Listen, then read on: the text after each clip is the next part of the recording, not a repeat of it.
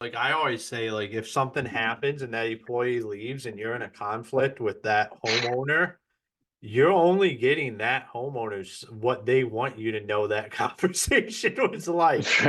That's Brutal. not going to pan out well. So No, as guys get this foundation and stuff set up, like where do you see AI going with this yeah, in the future here?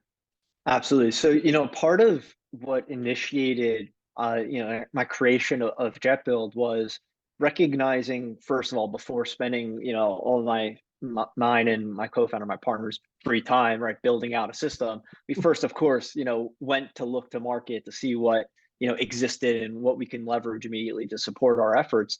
And what happened was, we came across these legacy products, which is pretty typical to any industry, right? A legacy product is going to cost a legacy, cost, right? It's going to a lot of money. So we weren't able to adopt those products. Now, fast forward a bunch, recognizing that if you're implementing a core technology solution, right, a core management solution for your projects, if that solution is going to exceed your budget already or breach your budget as it relates to technology, how are you ever going to innovate, right? How are you ever going to look to niche products like, to also answer your question in terms of, where I see the future, drones for safety or for just general reporting, sensors for reduction in waste for things like concrete, for example, right? AI for things like safety, right? How are you ever going to adopt these additional technologies if your core product is crazy expensive? I mean, you're not, right? Expensive and confusing.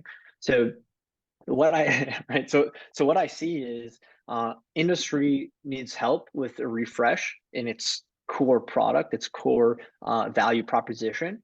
Simplify the core solution. And I like to make the analogy with a smartphone, right? Imagine your smartphone.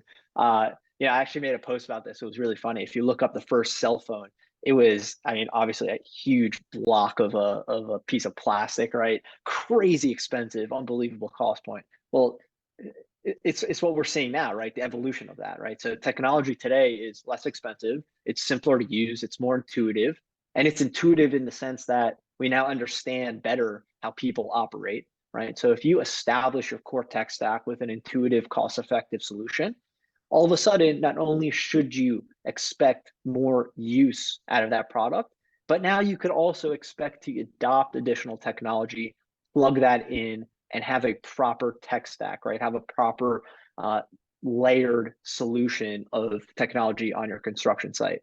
And full circle with that long-winded answer is I saw a video recently of Boston Dynamics come to mind. There's a few other companies involved of these robots that were just maneuvering materials on a pretend makeup job site, and it was crazy stuff. So what I can see happening with that kind of like robot dynamic is support in moving heavy equipment or equipment generally speaking to site operators, and I think that's a pretty cool thought process to look for.